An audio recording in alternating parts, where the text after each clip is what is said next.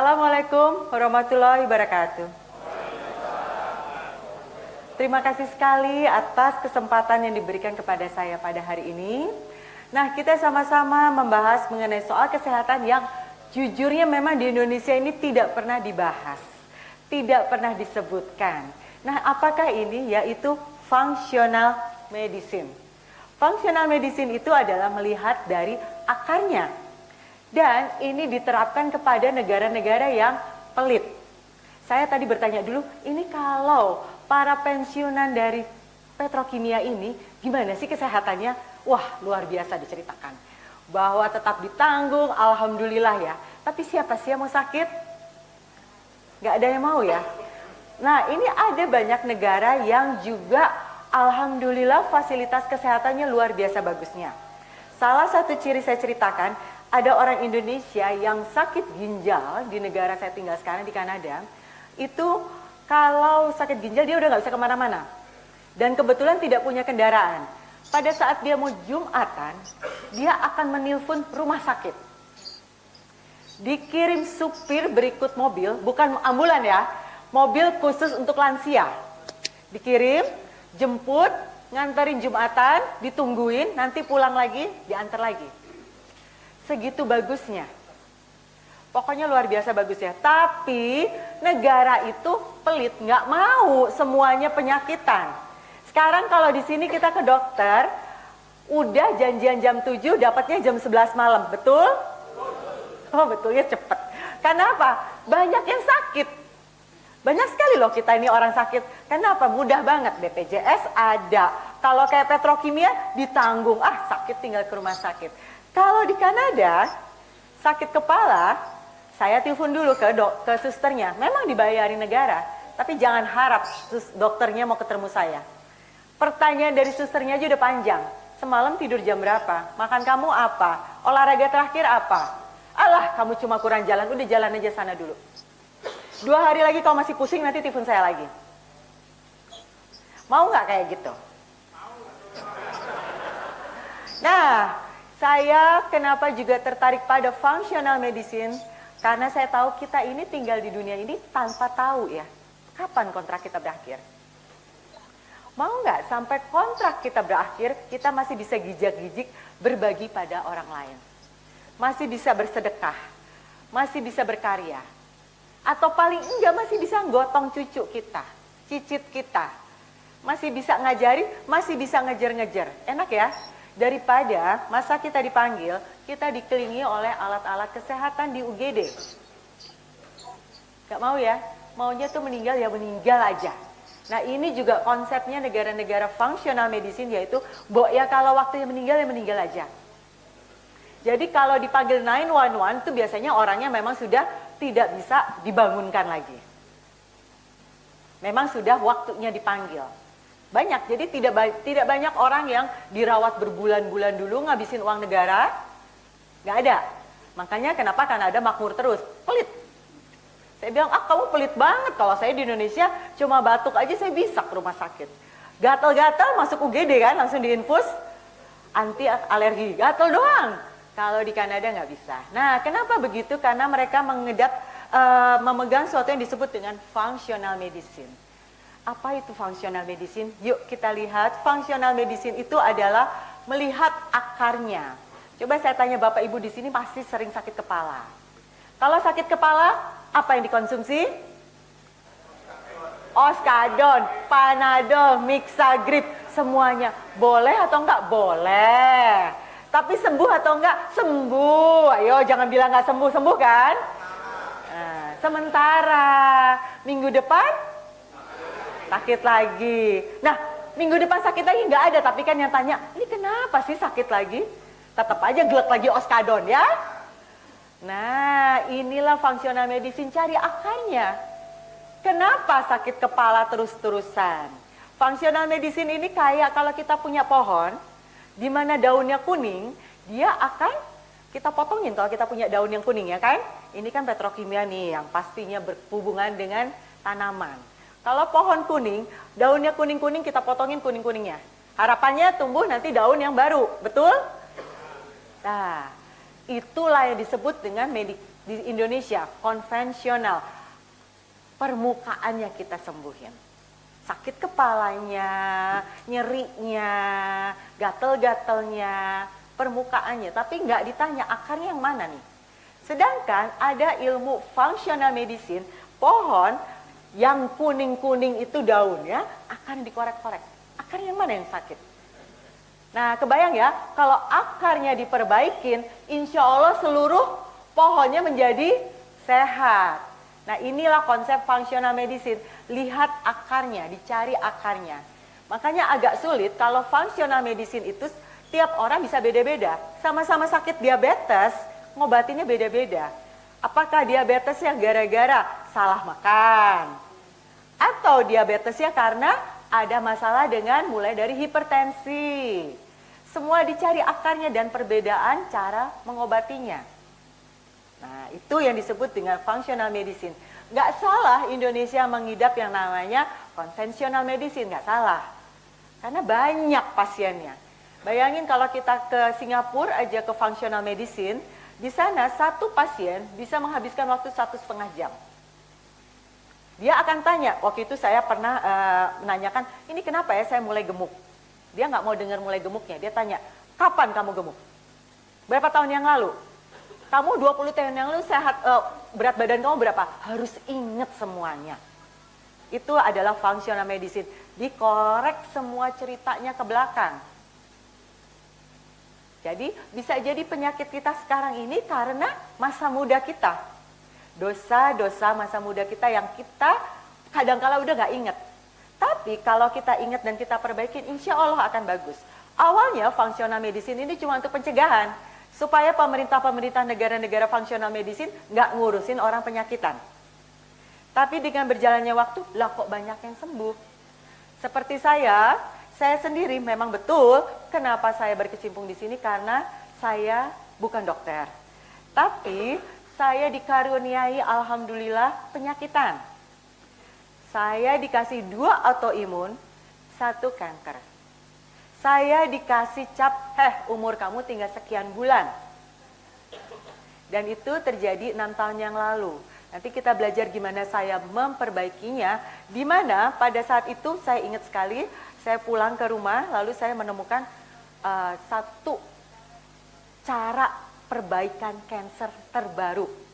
Sekarang udah banyak kalau kita lihat di TikTok dan segala macam, namanya autophagy. Autophagy itu waktu itu 6 tahun yang lalu saya balik ke dokter tanya, dok saya mau pakai autophagy aja deh, bisa nggak? Oh, saya dimarahin. Saya mengerti, dokternya nggak sempet untuk belajar. Kenapa? Autophagy itu menang Nobel. 2016 menang Nobel. Dan itu menjadi gold untuk perbaikan kanker. Lah kok di sini belum tahu? Itu rasanya saya antara mangkel, antara kesel. Ya saya cuma dengar waktu itu suami saya bilang, ya di sini kan banyak pasien, dokternya nggak sempet dong yang namanya update ilmu. Ya sudah, kamu belajar aja kalau kamu penasaran mau itu. Akhirnya saya belajar, alhamdulillah saya ikut banyak komunitas luar negeri, baca banyak buku, dan pada saat akhirnya saya diberi kesempatan kedua, saya tanya lagi, ini ilmu di otak saya semua, boleh nggak saya sharing? Dan dikasih kesempatan untuk sharing di mana-mana. Gratisan, saya wanita gratisan. Betul, kemana-mana semua bayar sendiri. Saya misalnya kayak hari ini saya tuh datang udah 2 hari yang lalu.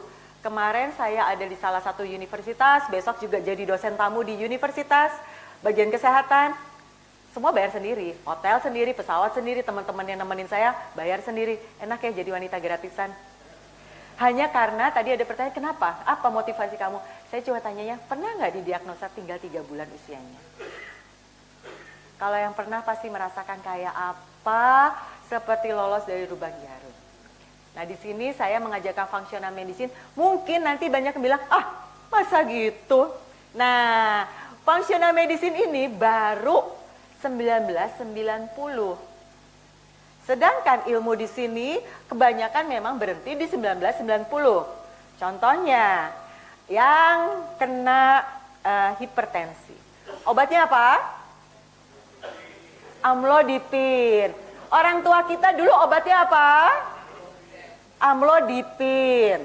Emangnya nggak ada update ilmu? Sakit kolesterol, Lipitor, Crestor, statin. Zaman sekarang, zaman orang tua kita, Lipitor, Crestor, statin. Emangnya nggak ada perbaikan? Lah kok nggak nanya Bapak Ibu? Masa orang tua saya obatnya itu nggak sembuh? Betul? Meninggalnya gara-gara diabetes. Lah kok saya dikasih obat yang sama? Itu yang menyebabkan saya agak di-ban di dokter sini. Mohon maaf Pak, betul sekali Pak Dokter. Saya kadang-kala kalau ketahuan datang ke rumah sakit dekat rumah saya, disuruh tutup pintu dari luar. Jadi memang saya akhirnya berobatnya ke Singapura. Karena apa? Yaitu saya ngeyel, masa? Terus saja. Nah gara-gara masa itu alhamdulillah saya tidak merasa pintar tapi saya jadi banyak baca. Jadi inilah yang saya bagikan itu yang saya baca dari banyak-banyak buku. Inilah perbedaannya antara konvensional dan fungsional. Kalau konvensional itu dokter center, kalau fungsional pasien center. Tanya dulu, kamu sakit kepala kenapa? Makannya apa? Lagi stres apa? Wip, susternya panjang ngasihnya. Gak akan boleh ketemu dokter duluan. Dokternya mah ada santai-santai. Gak kayak di sini dokternya ngantri, kasihan banget dokter tuh. Apalagi sekarang katanya underpaid ya. Siapa yang anak-anaknya dokter? Anak saya nomor 2 dokter loh. Tahu banget rasanya. Sekarang gak jadi dokter lagi. Saya suruh buka restoran aja udah. Betul, bisa dicek. Anaknya Pak Tante Sudarmono ada buka restoran dokter. Udah, kasihan saya lihat dia pulang ke rumah. Nah, yang diperbaikinya lagi adalah kalau functional medicine itu adalah pakai suplemen. Di kita ditakut-takuti gagal ginjal. Betul? Jadi saya cerita ginjal saya. Sedangkan kalau di konvensional itu obat. Nah, apakah bisa keduanya? Sangat bisa. Banyak sekali saya punya komunitas saya itu di Telegram, 24.000 orang di sana. Kadang-kala dia tanya dulu, gimana cara ini? Loh, nggak bisa ke dokter dulu dong. Punya tegak medis dulu. Dari situ. Jadi bersama-sama, hand in hand, akhirnya menjadi sehat. Bukan terus langsung dari sini buru-buru, yang namanya obat dibuang. Enggak ya. Kalau tubuhnya belum siap, nggak bisa dibuang. Lanjut. Nah inilah saya dulu. Saya punya dauta autoimun, bisa dilihat. Ini muka saya penuh dengan, karena autoimun lupus itu merusak kulit. Ini muka saya. Sekarang kelihatannya. Oh, ini soalnya pensiunan. Kalau ibu-ibu muda, biasanya saya ada acara cuci muka. Sekarang nggak ada cuci muka, jadi saya untuk liatin beneran loh. Ini kulitnya sudah berbeda banget. Nah, ini tangannya, dulu juga tangannya itu penuh dengan bercak. Karena ada lupusnya. Dan ini leher melepuh. Nggak bisa pakai yang macam-macam itu kegores sakit sekali. Jadi kalau yang pernah tahu autoimun lupus, itu kulit yang kena duluan. Lalu autoimun berikutnya adalah autoimun tiroid yang dimana akhirnya menjadi kanker. Lalu saya pernah segendut ini. Ini saya sama cucu. Saya usia kelahiran 73, 52 tahun, anak 5, cucu 2. Kenapa? Kenapa Pak? Mantap. Oh jangan gitu dong. Jewer ibu-ibu tolong bapak-bapaknya. Udah tua saya tuh. Dulu juga pernah begini. Bisa kok. Gak ada kata tidak bisa. Dan ini selalu saya dulu setiap bulan masuk rumah sakit. Lanjut. Jadi saya bilang, untung saya penyakitan. Kalau enggak saya nggak pernah dikasih tahu kalau begitulah rasanya sakit. Dan ini sekarang kita lanjut aja lah, ibu bapak udah pada lihat yang saya sekarang di mana. Kemana-mana, setiap saya lagi di Indonesia, saya selalu mengadakan seminar gratisan. Saya selalu berbagi, insya Allah terus-terusan akan diberi kemudahan seperti ini. Lanjut. Nah, mungkin bapak ibu, Niken kan masih muda, 52 tahun, benar? Kita lihat yang udah tua siapa? Mama saya, 78 tahun. Tahun lalu masih naik tembok Cina tanpa tongkat. Masih nyetir mobil sendiri kemana-mana. Masih perempuan loh, bapak-bapak ini suka nggak mau kalah. Lalu rambutnya masih hitam, alhamdulillah. Masih banyak banget. Yuk kita lihat, saya sedikit ngadain wawancara waktu itu kepada mama saya. Apa sih rahasianya, Mah? Kok sehat banget? Yuk kita lihat. Nah, ini semua mama tidak mengkonsumsi obat yang selama ini selalu dikonsumsi orang tua. Apakah itu obat anti kolesterol? Ya, Pak ya? Tuh, mama nggak konsumsi obat anti kolesterol. Kolesterol tinggi kan, Pak? Ya. Mama masih makan kambing? Tuh, masih makan kambing. Tapi kolesterolnya juga tinggi, tapi nggak stroke, malah kuat jalan kemana-mana. Jadi jangan lagi asal mendengarkan katanya-katanya, buktinya bisa kok sehat tanpa obat anti kolesterol. Kalau yang penasaran kenapanya, banyak banget video mengenai kolesterol. Nah, ini nih bukti nyatanya. Terima kasih yang sudah mengaktifkan suaranya. Nah, ini menceritakan salah satu mama saya tidak konsumsi obat anti kolesterol. Padahal kalau di sini setiap reuni yang dibahas sudah berapa miligram. Betul? Sebetulnya gimana sih cerita soal kolesterol ini? Kita nanti bahas. Tapi sebelumnya, yang perlu kita tahu dulu, di sini kan pabrik ya. Tubuh kita, sel tubuh kita tuh punya pabrik juga, pabrik yang membuat energi pada tubuh kita. Yang namanya adalah mitokondria. Jadi tubuh kita ini terdiri dari organ mata, organ ginjal, organ jantung. Organ-organ itu kumpulan dari sel-sel. Sel-sel ini nggak bisa bagus kalau mitokondrianya jelek. Yang menyebabkan kanker itu juga mitokondrianya berantakan. Nah, mitokondria ini ada 8 cara untuk menyehatkan. Tidur, kita semua tidur dong. Olahraga, tanda tanya kalau untuk di Indonesia. Cold therapy, sayangnya Indonesia ini negara tropis. Nggak pernah ketemu udara dingin. Ini salah satu yang menjawab kenapa ya kok para bule sehat-sehat. Ini adalah karena kita ketakutan AC. Tadi, aduh itu AC-nya mau dikecilin itu, ditutup dulu. Betul? Itu ciri-ciri tambah tua. Karena cold therapy ini adalah salah satu mengaktifkan si mitokondria. Kalau kita udah mulai kedinginan, itu adalah ciri-ciri kita ada masalah dengan organ tubuh kita. Lah kok masuk angin lah ini? Emangnya di Kanada nggak ada orang tua? Kanada tuh minus 40 loh. Ayo, nggak ada anak kecil. Kanada tuh kalau lagi sekarang masih lumayan, ada 10, 5-10. Tapi kalau minus 40, begitu keluar ruangan, bulu mata langsung beku. Nggak keriting, Bu, langsung beku. Langsung kena esnya tuh beku. Nah loh, tapi masih segar kuat. Karena sebetulnya salah satu rahasia mengaktifkan mitokondria adalah cold therapy. Yang berikutnya di Indonesia banyak sun exposure. Tapi ada apanya? Polusinya.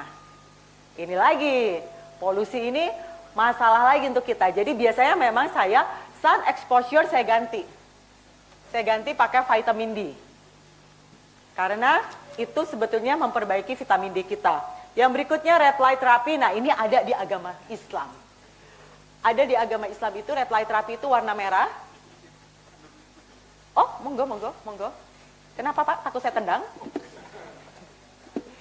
Di red light therapy ini adalah warna merah lembayung yang kalau pagi-pagi matahari terbit ada merahnya ya. Makanya usulannya adalah kalau di Muslim jalan kaki ke masjid subuhan. Lalu kita enggak yang deket aja. Tuh di situ sajadahnya. Habis gitu tarik selimut lagi. Padahal anjurannya adalah kenalah red light therapy. Red light therapy yang berikutnya lagi kalau matahari terbenam. Maghrib. Kenalah red light therapy. Ini sebetulnya udah ada. Immune system support ini adalah salah satu yang nanti di Indonesia ini nggak dikenal, yaitu salah satunya dari nutrisi. Dua ini adalah nutrisi. Nanti kita sama-sama belajar ya. Jadi mulai dari sini kita belajar yang gampang dulu deh. Periksa isi piringnya. Gampang kan? Nah yang terakhir. Puasa. Beberapa waktu yang lalu saya mengadakan seminar di Mojokerto di salah satu pesantren besar. Pertanyaan saya langsung di awal adalah, negara kita ini negara puasa, betul? Senin Kemis, puasa Daud, puasa Ramadan. Suami mau naik jabatan? Puasa. Anak-anak ujian? Ayo, betul kan? Tapi kok banyak yang sakit? Hayo, padahal puasa ini bukan agama ya. Agama apapun menganjurkan puasa. Semua medical kesehatan menganjurkan puasa. Puasa itu bukan hal baru. Kalau di luar negeri itu kalau misalnya saya mulai masalah, dokter akan tanya, kamu udah mulai puasa belum? Udah puasa aja. Di sini negara puasa banget. Harusnya logikanya sehat banget. Tapi kok titik-titik ya? Ayo. Tapi kok titik-titik. Nah, ini semua sekarang kita akan bedah mengenai nutrisinya. Masalahnya apa? Yang salah apa? Dimakannya apa pada saat buka puasa? Nah. Aduh, lapar nih soalnya, lemas. Bener? Itu dia masalahnya. Nah, jadi yuk kita merembet sekarang, bahas yuk apa sih yang kita makan. Yang kita makan itu ada dua jenis. Makronutrisi, mikronutrisi. Makronutrisi itu terdiri dari karbohidrat, protein, lemak. Mikronutrisi, vitamin, mineral, antioksidan. Ini dulu, karbohidrat, protein, lemak. Fungsinya apa? Untuk energi. Anak muda zaman sekarang kalau ada yang mendengarkan, suka ikut-ikutan sekarang pengketatan kalori. Supaya kurus. Padahal tubuh kita ini perlu energi. Nah, kenapa disebut makro? Ini karena gram. Nggak mungkin kan kita beli ikan bentuknya miligram, nggak mungkin kan? Pasti bentuknya gram, kilogram, makanya disebut makro. Tapi fungsinya untuk energi. Ini bisa dicek kok, sekarang banyak ChatGPT tinggal dicek. Dua ini jelas banget. Nah, sedangkan mikronutrisi itu ada vitamin, mineral, antioksidan. Justru inilah yang fungsinya menjaga kesehatan tubuh. Bukan si makro. Tapi si mikro. Kebutuhannya kenapa disebut mikro? Karena hariannya miligram atau upsilon-gram. Sialnya di Indonesia dikatakan kalau minum suplemen gagal ginjal. Itu kesalahan pertama, gagal ginjal. 6 tahun yang lalu saya tulis di TikTok, suplemen saya ini, saya pamer suplemen saya. Oh, berbagai macam dokter memberi komentar yang tidak sedap dibaca. Siapa kamu berani-beraninya ngomong soal kesehatan? Kata siapa nanti ginjalnya akan brodol. Nah, mau tahu suplemen yang saya pamerkan kebetulan memang saya kan penyakitan. Bapak Ibu nggak harus suplemen sebanyak itu. Cuman memang karena saya penyakitan, suplemen pagi udah saya minum, ini suplemen siang sebanyak ini. Turun ah. Kelihatan ya? Nun saya ya Pak Dokter, saya di bawah. Sebanyak ini dan ini malam. Oh semua Bu, masa separoh-separoh 1 bulan gitu ya Bu ya? Enggak. Banyak sekali itu ginjalnya ambrol atau enggak. 6 tahun yang lalu pun saya tulis di TikTok saya sebanyak ini. Enggak pernah berubah. Jadi ada kok bukti internetnya. Mau lihat ginjalnya saya? Pak Dokter 105 loh Pak. 105 ini untuk usia berapa Pak? 30 tahun. 2025 terbaru 105. Rusak nggak? Nggak. Nah sekarang saya punya komunitas di Telegram grup 24.000 nggak berani diganggu gugat. Awalnya diganggu gugat setiap kali ngomong, alah kamu bohong ini. Saya nggak berani ngomong karena justru saya bukan dokter, saya benar-benar berdasarkan buku yang saya baca. Nah kita kembali lagi yuk ke slide yang awal lagi. Jadi saya membuktikan mikronutrisi ini tidak buruk untuk kesehatan. Merek suplemen tuh banyak banget. Apa aja. Tapi saya dibandingin BU warna merah putih, ini kebetulan punya saya yang saya berhasil masuk di Amerika. Jadi kenapa saya bisa gratisan kemana-mana? Karena saya punya market di Amerika. Orang Amerika bayarin saya untuk berbagi sosial di Indonesia. Bahagia nggak kita? Jualannya suplemen. Salah satu perusahaan saya jualan suplemen di Amerika. BUMN yang katanya jualan suplemen di Indonesia belum berhasil loh masuk Amerika. Saya dengan bangga masuk Amerika, kalau bisa dilihat nanti websitenya tetap pakai kebaya. Tetap mengakui Indonesianya. Mereka suka nanya, oh gila ya di Indonesia ngerti suplemen? Enggak, ditakut-takutin kok. Ayo. Paham ya? Bukti nyata, 105 ginjalnya. Jadi jangan takut lagi. Yuk kita lanjut. Sekarang kita bahas aja dulu yang gampang karena sayangnya di Indonesia mikronutrisi itu kebanyakan juga palsu. Kalau kita beli di Tokopedia, beli di Shopee, sialnya tuh banyak yang palsu. Memang sebegitunya ya orang Indonesia nih. Tapi sudahlah, kita nggak usah bahas dulu itu. Kita bahas yang gampang dulu yaitu pola makan. Tadi disebutin ada 3, betul? Karbohidrat, protein, lemak, betul? Nah, kalau di luar negeri nggak ada yang disebut dengan 4 sehat 5 sempurna. Kalau di sini mulai dari saya kecil sampai sekarang cucu saya sekolah, ilmunya masih 4 sehat 5 sempurna. Keren banget itu yang nyiptain 4 sehat 5 sempurna, udah nggak sesuai dengan seluruh dunia, tetap bertahan ilmunya. Hebat ya yang nyiptain ilmunya. Tapi ilmu yang sebenarnya adalah ini, hanya 3 untuk makro, protein, lemak, karbo. Coba kita lihat ada angka di atas itu yaitu esensial, esensial, non esensial.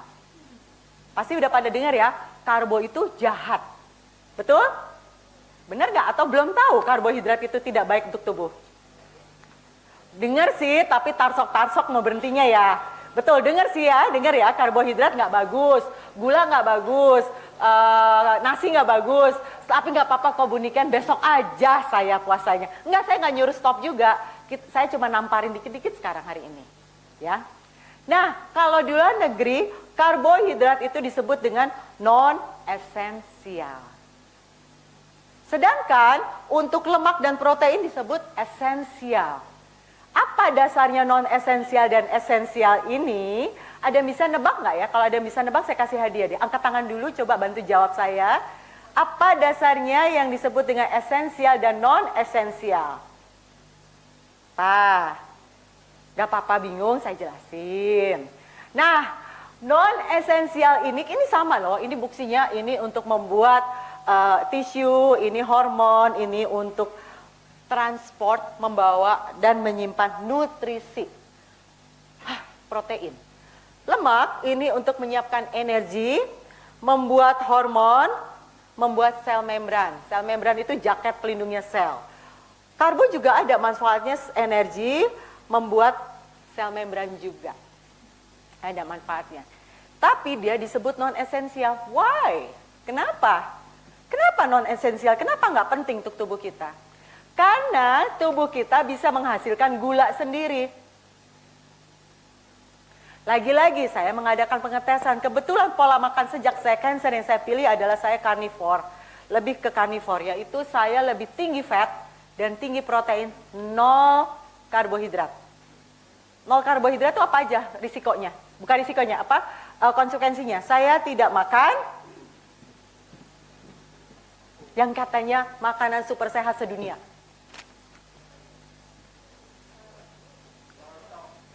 Buah, bukan boxy ini. Buah. Emang buah isinya apa? Karbohidrat. Nah loh, buah itu isinya karbohidrat. Jadi saya nggak makan buah, nggak makan sayur karena sayur juga karbohidrat.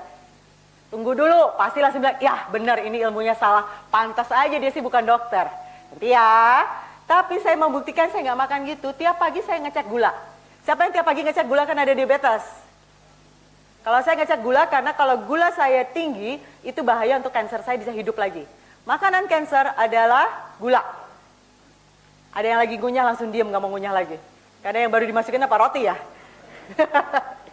Nah, saya ngecek gula saya tetap 70, tetap 80.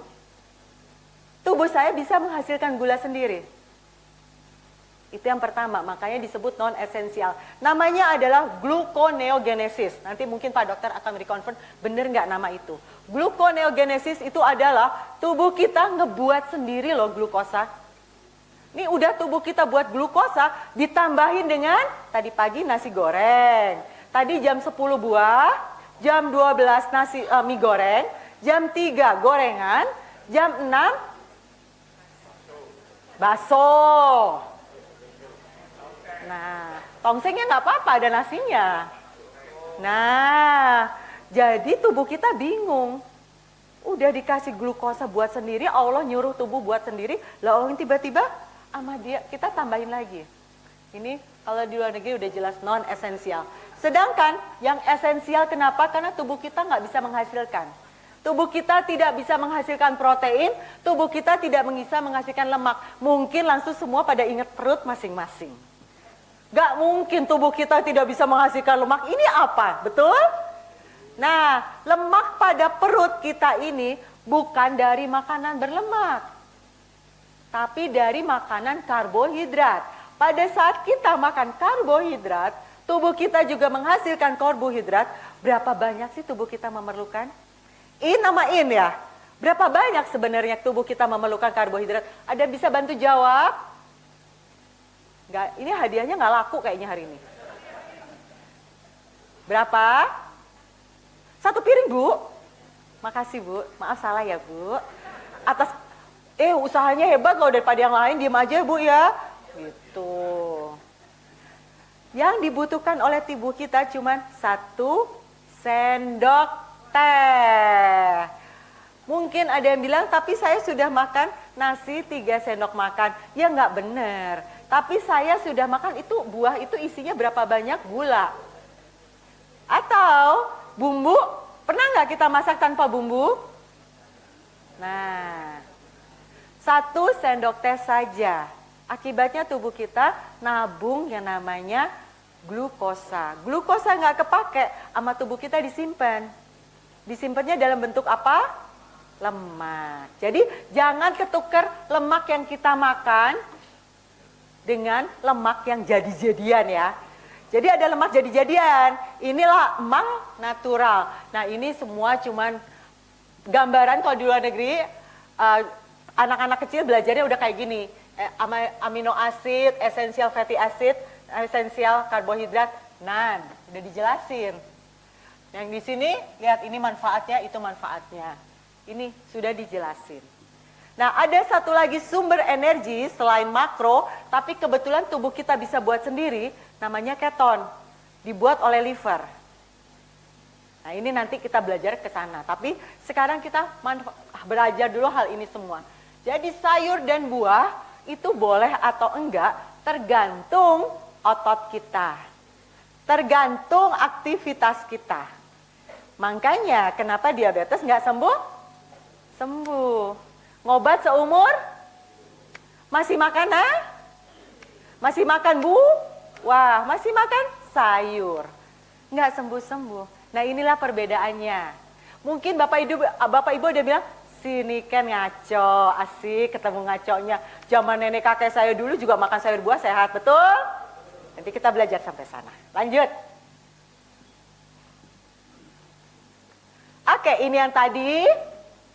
Nah, ini yang catatan gluconeogenesis itu di liver, ngebuat glukosa dari protein dan lemak. Jadi kalau kita makan protein, makan lemak, tubuh kita tetap menghasilkan glukosa. Ada kelihatan saya lemes? Kan banyak ya, Bapak Ibu bilang, kalau nggak makan karbohidrat nanti lemes. Ada kelihatan saya lemes? Berhari-hari ngadain seminar loh. Apalagi waktu baru, kebetulan saya rumah di Kanada itu terbang kan 23 jam. Cuma dikasih waktu istirahat semalam, besoknya saya udah seminar. Ada jet lag? Enggak. Kenapa bisa begitu? Ya itu, karena saya mengatur pola makannya. Tubuh kita tuh cuma perlu 4-6 gram saja glukosa. Glukosa sumbernya macam-macam. Mulai dari mie goreng, nasi goreng, kentang, jagung. Belum lagi sayur. Nanti saya cerita sayur buah di belakang sedikit. Lanjut, ini adalah gluconeogenesis, cara prosesnya ribet, cuma ngasih tahu aja. Nah, ini adalah buku yang saya baca. Awalnya saya susah menerima juga, betul. Ini kebetulan yang menulis adalah Dr. Ken DeBerry. Tulisannya kebohongan yang para dokter sebutkan. Dokter membongkar kebohongan para dokter. Oh ada, tapi nggak boleh masuk bukunya di Indonesia. Ada ini. Kenapa? Gak ada rekan sejawat di sana.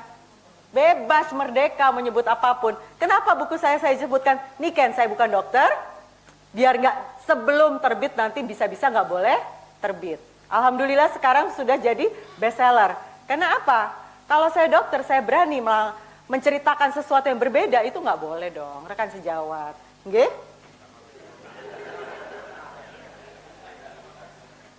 Lalu ini oleh dokter juga, Dr. Malcolm Kendrick, The Great Cholesterol Con, kebohongan kolesterol.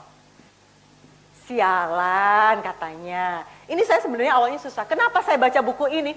Gara-gara buku ini, Fat for Full, di mana saya ingin nyembuhin kanker saya, A Revolutionary Diet to Combat Cancer. Fat untuk kanker. Bukunya dikarang oleh dokter lagi, Joseph Mercola. Dia menjadi New York Times bestseller dalam bagian kesehatan. Nih, gede-gede. Gara-gara buku ini, saya jadi bertanya-tanya. Hah? Saya suruh makan lemak? Waduh, kolesterol gimana? Waduh, stroke gimana? Waduh, wah segala macam itu saya munculin. Bingung? Ketemu buku ini. Alhamdulillah, Allah tuh luar biasa baik ya. Bingung saya tanya ke forum-forum luar negeri, baca deh buku ini nih kan. Mereka putus asa menjelaskannya pada saya. Saya baca buku ini. Ada di sini, kalau penyakit kanker datang ke dokter, dokternya suruh makan lemak. Sayangnya tidak, disuruhnya makan sayur dan buah. Padahal kanker itu makanannya gula. Dan itu menang Nobel tahun 1933. Menang Nobel 1933 bisa dicari, makanan kanker gula. Gula ada di sayur, ada di buah, ada. Itu dia. Maaf, kan ya. Kurang 5 menit. Oh, siap. Waduh, kurang 5 menit. Kata mau tambah lagi enggak ini? Kayaknya harus sedikit ditambah. Nanti pertanyaannya boleh ditanya. Lanjut dulu soalnya. Yuk kita lanjut. Soalnya kalau cepet-cepet nanti enggak ini. Tuh kan, yang komplain bukan saya, nggak apa-apa. Nah, salah satu cara metode autophagy itu adalah tidak makan. Menyembuhkan kanker dengan tidak makan. Kenapa? Ini kanker, pada saat saya nggak makan, makanan dia apa? Gula. Pada saat nggak makan dia lemes. Pada saat dia lemes, dimakanlah oleh sel yang lain yang sehat. Sel kankernya buang. Nah itulah, saya menyembuhkan kanker saya, kalau yang udah baca di buku saya tidak makan 1 bulan penuh. 1 bulan penuh saya nggak makan. Bukan kayak orang puasa ada sahur dan buka puasa, enggak. Full. Nah, ini saya waktu itu mau mengadakan satu ceramah di tempatnya Agim. 57 jam saya nggak makan. Benar-benar. Kenapa?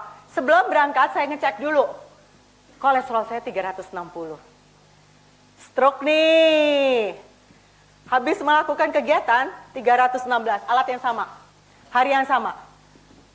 Puasa 57 jam. Berarti kalau saya lagi puasa kolesterol malah segitu, kolesterol itu dari makanan atau bukan? Loh, dari mana makanannya? Orang saya nggak makan, ayo. Saya lagi nggak makan, kolesterol 360. Berarti kolesterol dari makanan atau bukan? Berarti ibu-ibu dan bapak-bapak selama ini udah pakai Crestor, statin, dan teman-temannya. Udah nggak makan kambing, nggak makan jeroan, nggak makan otak, nggak makan segala macam, kok kolesterol tetap tinggi? Saya selalu tanya, kalau ada yang datang ke saya selalu tanya, puasa, ya itulah. Puasa itu sangat sehat. Allah menciptakan pelindungnya dalam bentuk kolesterol. Salahin pencipta kolesterol kalau gitu. Yuk kita lanjut dulu. Maaf ya Pak, saya buru-buru jadinya. Oke, lanjut. Nah, mungkin tadi ada yang bilang, kolesterolnya kamu itu kan cuma ngetes pakai alat, nggak valid. Sini loh, saya cekin di Prodia.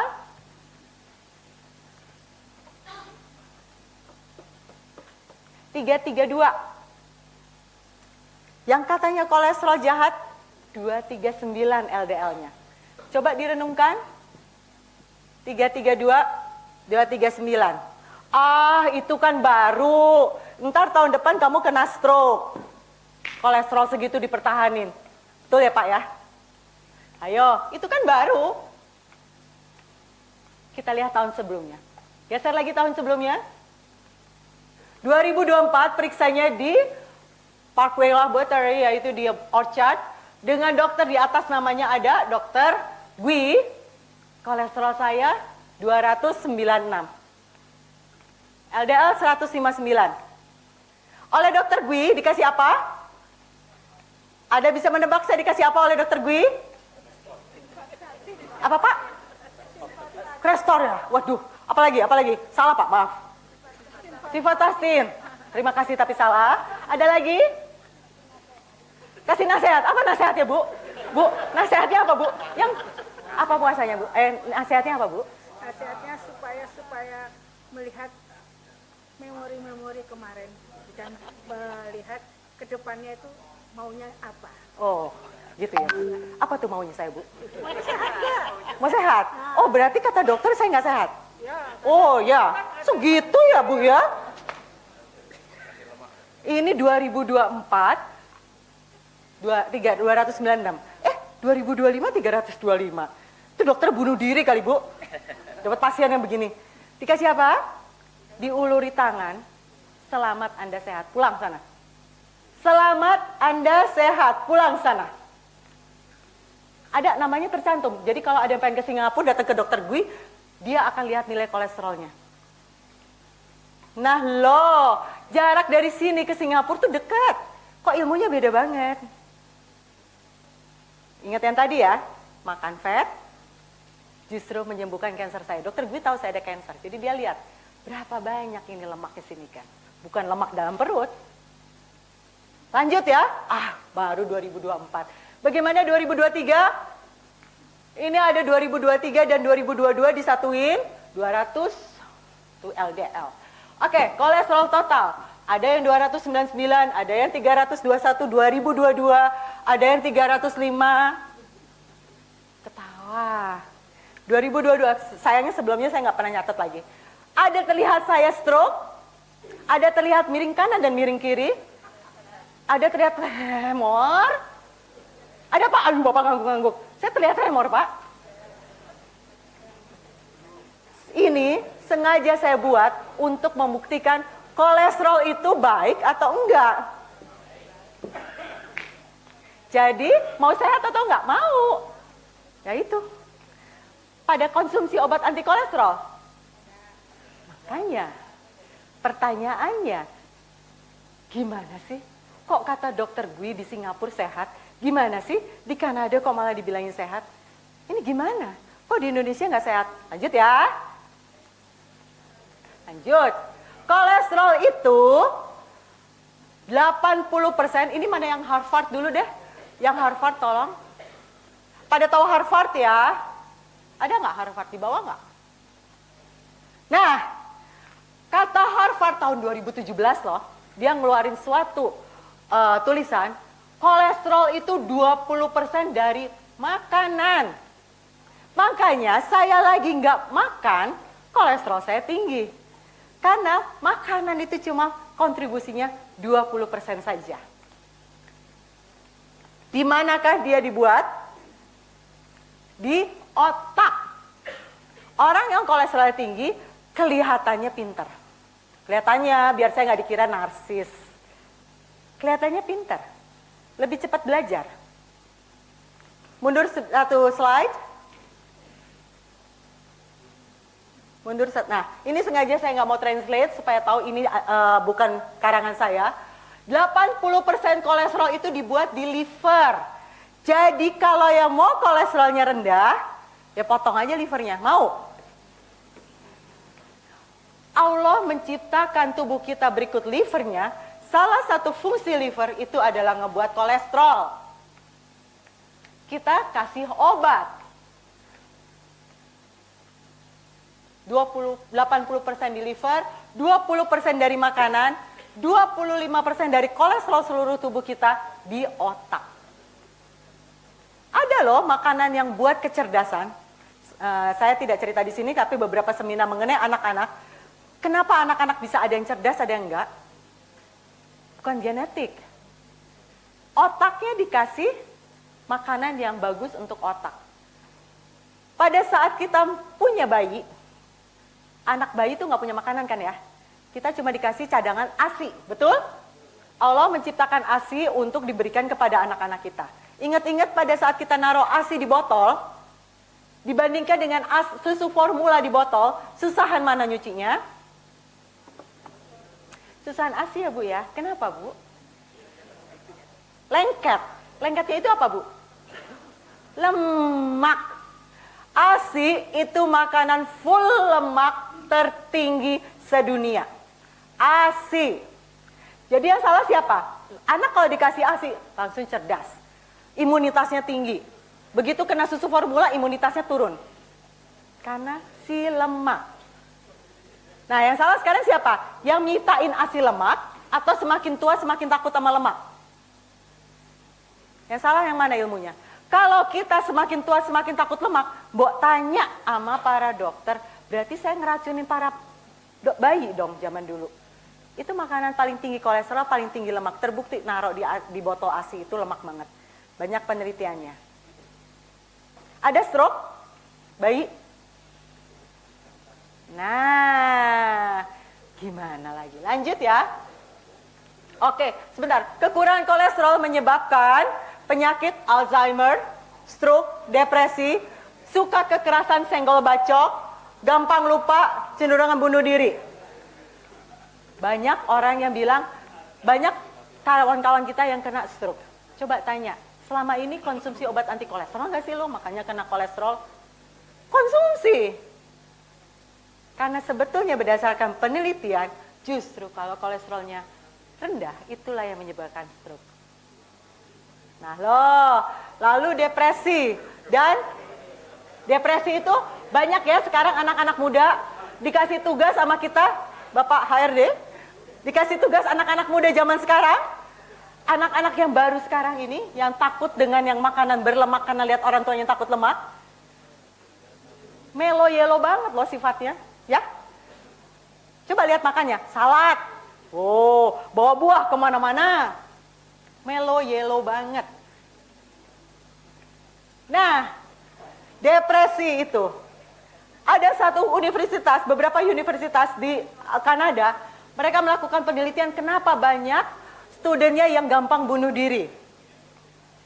Begitu dicek, studennya yang banyak bunuh diri itu adalah studen dari mana? Mesir? Asia, bukan. Asia sih, tapi negara mana? India. Betul sekali Pak. Kenapa Pak? Wah Bapak hebat, kasih hadiah dong. Yeah. Smart, betul. Warga negara dari India, akhirnya sekarang dari Kanada agak mengurangi penerimaan mahasiswa dari India. Ini harusnya Indonesia kirimlah ke sana. Karena benar-benar ada kesempatan. Tadinya India merajalela karena mereka gampang marah. Pokoknya kerusuhan kalau di kereta api itu gara-gara si student dari India. Bisa dilihat ya waktu itu Jepang juga sampai marah. Mereka vegetarian. Ada ning ning nang ning nung. Ayo, lanjut ya. Lanjut lagi. Nah, ini gambar yang tadi lagi aja lah, pokoknya menjelaskan kolesterol 20% dari makanan, 80% dari liver. Lanjut. Oke. Ini lagi-lagi saya nggak mau terjemahin. Di bawah zamannya nenek kakek kita, kebetulan eyang saya dari Magelang, senang makan jeroan, senang makan tengkleng, senang makan macam-macam. Tapi zaman dulu nggak ada tuh takut kolesterol. Benar? Karena zaman dulu di bawah 1950 belum ada penyakit yang namanya kolesterol. Belum ada. Kenapa Bu? Gak ada dokter, ih salah ibu, jangan gitu dong. Itu dokter yang pinter-pinter zaman dulu, dibilang gak ada. Kenapa? Dulu yang banyak mantri, bukan dokter. Enggak. Pak, ini kebetulan bahasa Inggris Pak. Di sana juga udah banyak dokter, jangan gitu. Pada tahun 1970 ada perusahaan yang menciptakan sekarang statin, Crestor dan teman-teman. Kita buat obat yuk, yang konsumsi terus-menerus tidak akan pernah sembuh. Karena apa? Dibuat di liver. Lalu dia buat standar baru 300. Tahun 90 200. Nah sekarang anak-anak muda zaman sekarang kalau kolesterol udah mulai di atas 100 sudah mulai ditakut-takutin. Akibatnya IQ kita benar. Anak saya 3 orang semua dipanggil oleh negaranya, bukan dikirim oleh Indonesia, dengan penuh bahagia saya. Jadi saya tidak merasa terlalu bertanggung jawab dengan Indonesia harus balik. Dipanggil oleh yang nomor 3 Belanda, biochemical di sana. Yang nomor 4 dipanggil oleh Kanada, nomor 5 dipanggil oleh Kanada. Tesnya nggak cuma sekali, karena Indonesia terkenal IQ 78. Sedih nggak sih saya sebagai ibunya, udah lulus masih harus ada tambahan tes berikutnya.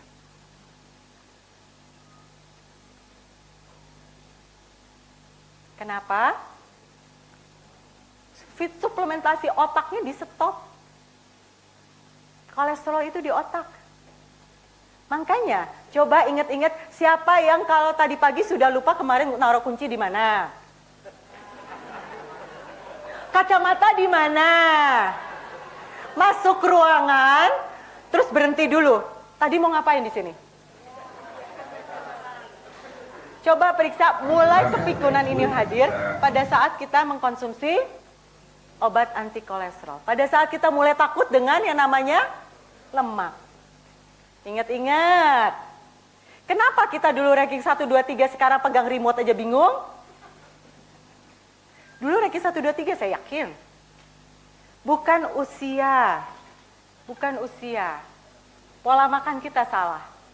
Kemarin ada yang disebut dengan tarif dagang, karena kebetulan saya punya kantor di Amerika, ingin masukin ke Indonesia, kena tarif dagang 35% atau berapa persen dari gara-gara Bapak Trump tercinta itu. Lalu nego ya, Indonesia bisa turun ya. Salah satu negonya apa? Poin negonya apa? Kita harus mau menerima hasil sayur maur dan buah-buahan dari Amerika. Harus. Gak ada loh yang nanya. Petinggi, maaf, ada petinggi di sini? Saya sih nggak petinggi. Tapi saya marah sekali begitu baca. Nggak ada ya yang nanya, loh kenapa sayur dan buahnya malah dikirim ke Indonesia? Karena di Amerika nggak dimakan. Kita ini kebagian penyakitnya aja. Di Amerika yang laku itu saya jualan suplemen. Makanya saya kayaknya bisa buang duit kemana-mana, terbang kemana-mana. Dari Surabaya balik ke Yogyakarta, balik ke Solo, balik ke Semarang, terbang, nggak sendirian, bawa sampai 6-7 orang, nginep di hotel. Ayo, saya punya supir yang selalu bawa HiAce kemana-mana, jemputin saya. Padahal saya pensiunan loh. Karena apa? Saya jualan yang di sana sehat. Coba jualan suplemen di sini kalau nggak langsung kena jewer. Lanjut ya, udah susah suplemen, makannya dulu dipelihara. Nah ini adalah manfaat kolesterol, difoto aja biar cepat. Nah ini ada Dr. Minkoff mengatakan semakin tinggi LDL, semakin sehat. Dokter lagi loh yang ngomong, dan dokternya ini ngomong di tempat the true cause of arterial plaque. Dia dokter masalah plaque. Ayo, plaque itu apa? Penyebab apa plaque itu? Stroke. Lah kok malah LDL? Nah lo lanjut, ada di halaman berikutnya. Lanjut, cepet. Oke. Allah menciptakan liver berikut dengan kolesterol. Tapi kolesterol itu adalah satu zat yang berbentuk seperti lilin atau berlemak. Sedangkan pembuluh darah kita itu harusnya dilewati oleh bentuk cairan atau darah. Nah ilmunya biasanya dipotong. Tuh nih Ken, gara-gara lemak itu ngelewatin pembuluh darah, jadi stop. Nah itulah stroke, betul? Ilmunya begitu katanya. Sekalian aja makan mama lemon. Makan mama lemon loncar namanya. Enggak begitu ceritanya. Kan nggak mungkin Allah menciptakan sesuatu yang membunuh kita, betul? Salah satu contohnya adalah saya puasa berhari-hari, cek kolesterol. Nanti coba ada kalau ada nekat, sama seperti saya berani puasa berhari-hari, cek kolesterolnya. Kalau nggak naik senaik-naiknya. Bangun tidur langsung cek. Emang Allah menciptakan alat bunuh diri? Pada saat saya puasa loh mengikuti perintah beliau. Ayo. Nah, Allah menciptakan kurirnya Bapak Ibu. Karena dia itu adalah pelapis membran sel. Membran sel itu setiap sel penuh jaket. Dan sel kita itu dari ujung kepala sampai ujung kaki ya. Jadi dari liver ngebawa ke sini lah, ke sini, wira-wiri. Tapi kan kalau pembuluh darah, katanya pembuluh darah cairan kan? Sedangkan dia lemak. diciptailah kurir oleh Allah. Namanya HDL, LDL. Dari liver itu dibawalah pakai LDL. Masuk ke sel-sel kita. Nanti sel-selnya kita udah selesai, kebanyakan dibawa kembali ke liver namanya HDL. Jadi Allah bukan menciptakan alat bunuh diri, tapi juga menciptakan gojeknya, kurirnya HDL, LDL. Di mana kalau kita kita kan nggak bisa ya ngomong sama liver, liver, kamu buat dong kolesterolnya 300 aja atau 200 aja. Nggak bisa kan ngomong? Ciptain aja sama dia. Nah, pada saat liver merasa tubuh kita lagi perlu kolesterol, dia ciptain 300, lalu kita makan statin, LDL-nya cuma 100, mubazir atau enggak? Udah ciptain 300, hanya 100 yang digetong. Ini yang terjadi. Lanjut. Nah, LDL, lanjutnya ternyata ada di sini. LDL ini akan jadi jahat, bener banget. Kalau ketemu apa? Nah, gula dan trigliserid. Masalahnya kita periksa MCU itu jarang periksa trigliseridnya. Yang kita periksa hanya kolesterol, HDL, LDL. Padahal yang bikin dia stop itu trigliserid. Kesalahan nomor 1. Jadi nanti kalau tes trigliserid. Trigliserid itu sangat sempit, yang dibolehkan adalah 80 sampai 100 saja.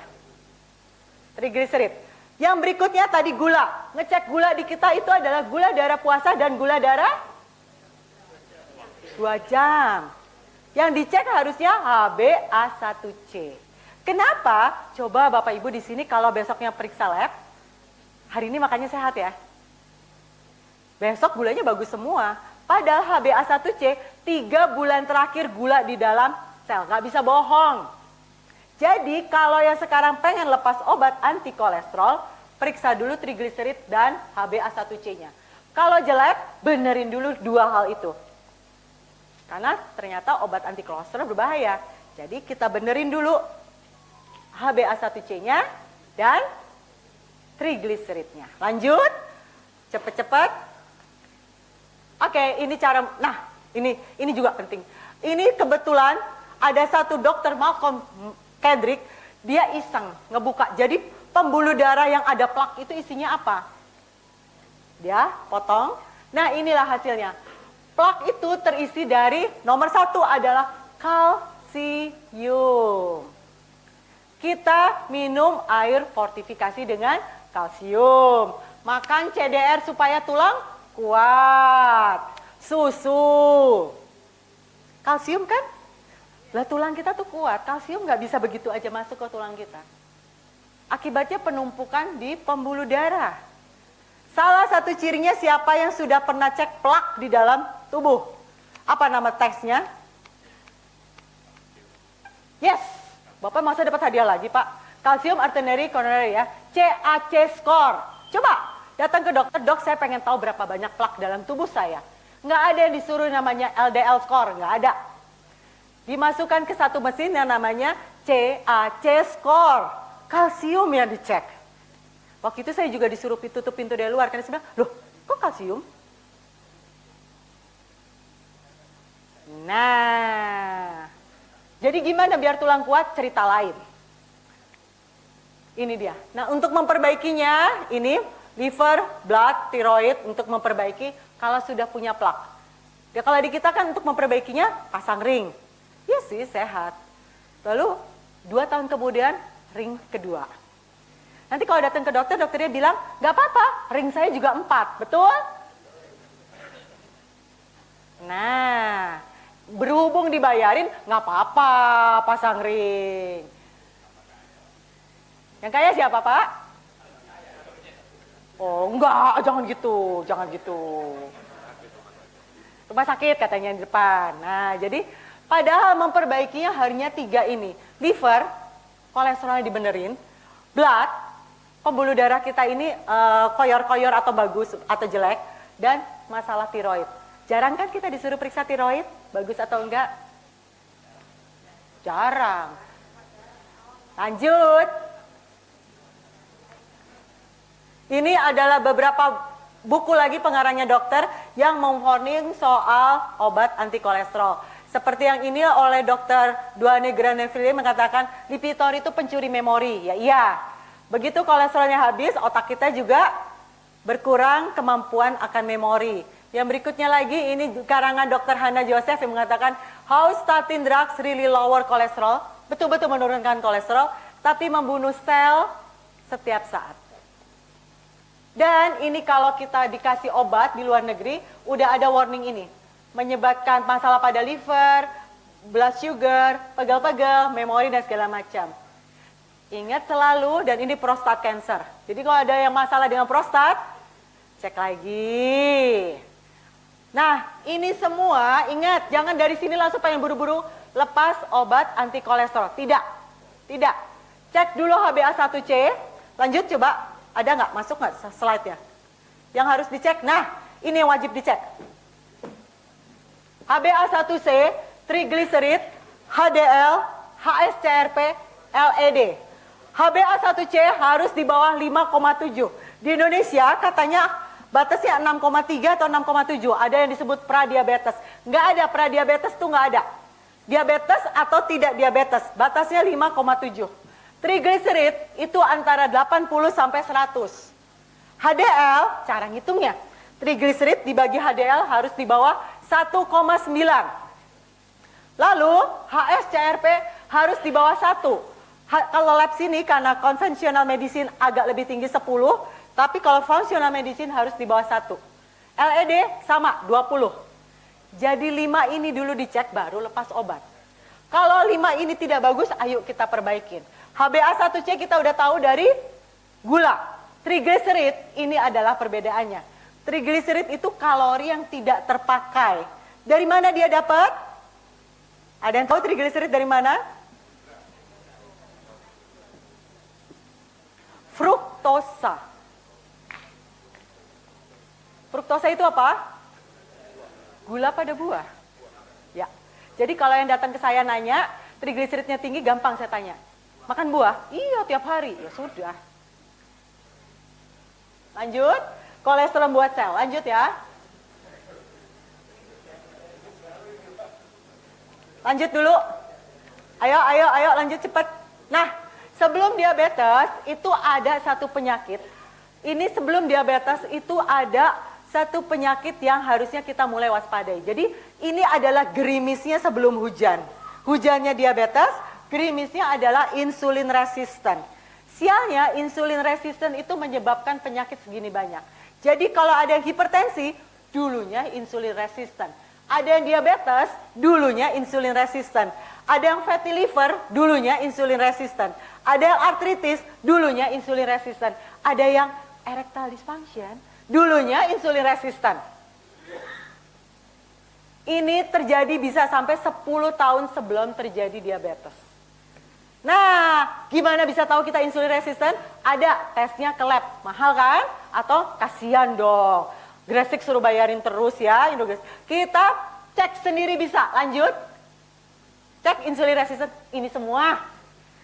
Monggo di foto, tidak tahan dingin. Ayo tadi siapa yang nggak tahan dingin? Insulin resisten. Lingkar pinggang untuk wanita di atas 80, untuk pria di atas 90. Ini atau ya, jangan dipilih salah satu terus udah senang. Atau ya, trigliseridnya tinggi, HDL rendah. Untuk wanita, HDL-nya itu harus di atas 50 wanita. Untuk pria harus di atas 40.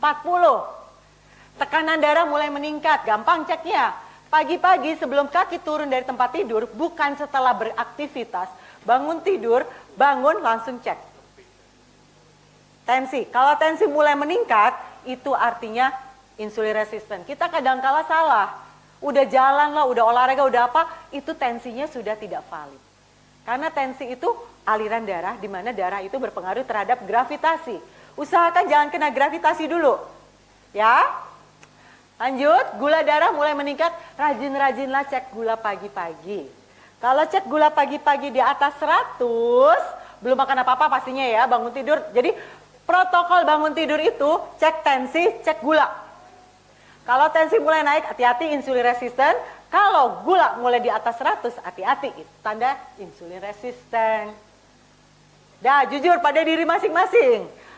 Nah, kalau ini biasanya ada di anak-anak, ketika sama leher menghitam, kita suka kiranya adalah, oh kebanyakan panas-panasan. Enggak, itu insulin resistant. Insulin resistant sendiri, brain fog. Tadi ini kan ngomong apa? Lupa. Kalau ini kebetulan udah pada pensiunan ya, tapi mungkin yang masih kerja, tadi masuk ke ruang meeting, keluar dari ruang meeting tadi ngomong apa ya si Pak Bos? Atau kayak tadi saya contohin brain fog itu lupa taruh kunci dan segala macam. Lupa sarapan, lupa nama temen. Si ini si itu. Lupa tanggal, ulang tahun anak, manggil anak ketukar-tukar. Anak saya 5. Berani ketukar, pertarungan dalam rumah terjadi, nggak berani. Yo, itu brain fog. Untungnya bapak-bapak panggil nama istri salah, selamat. Mohon maaf, intermezzo. Tapi lucu juga sih. Fatty liver. Nah ini suka lupa kita cek fatty liver. Lupa banget. Fatty liver itu USG, nanti ketahuan fatty liver ini grade berapa. Yuk, ini adalah awal tubuh kita mulai mengkhianati kita. Perbaiki, bisa banget. Ini side effect metformin. Metformin itu obat diabetes. Lanjut aja. Next. Oke, semakin tua kok makin penyakitan. Ternyata ada beberapa mikronutrisi tubuh kita yang habis. Mungkin ada bapak ibu yang bilang, nggak apa-apa sih saya dari makanan aja. Masalahnya tubuh kita makin tua, mikronutrisinya tuh makin habis. Nah, sialnya di sini ditakut-takuti dengan yang namanya ginjal makin rusak. Padahal bisa lihat loh di TikTok saya itu banyak orang yang ginjalnya tadinya 30 menjadi kembali 90. Apa yang dikasih? Bisa lihat di TikTok, puluhan suplemen saya kasih. Ayo perbaiki mikronutrisinya. Alhamdulillah sel-selnya masih mau bekerja sama. Jadi yuk jangan sampai ini. Nah, apa aja penjaga tubuh kita yang habis? Kayaknya nggak usah dijelasin ya. Nggak usah ke slide itu. Pin. Nggak usah ke slide itu. Ini aja, nggak usah. Ini kasihan. Yang namanya glutathione, kolagen, CoQ10, vitamin D itu. Ini adalah vitamin orang tua yang makin habis. Nah, lanjut aja deh, next aja. Kasihan nanti kelamaan. Lanjut aja. Ini yang paling penting, CoQ10 ini dihabisi oleh lagi-lagi obat anti kolesterol. Jadi kalau yang dokter yang ngasih obat anti kolesterol plus CoQ10, dokternya update. Udahlah lumayan update, ngasih tetap Crestor, statin dan segala macam plus CoQ10. Tapi CoQ10 yang harus dipilih itu yang bentuk ubiginol, bukan asal nama CoQ10. Ya, yuk kita lanjut aja. Oke. Ini lanjut aja. Ini untuk tulang. Bagi yang, jadi gimana dong kalsium katanya nanti ada penumpukan. Konsumsinya D3, K2, magnesium. 3 ini, D3, K2, magnesium. Masalahnya K2 tidak boleh dikonsumsi kalau sudah minum pengencer darah.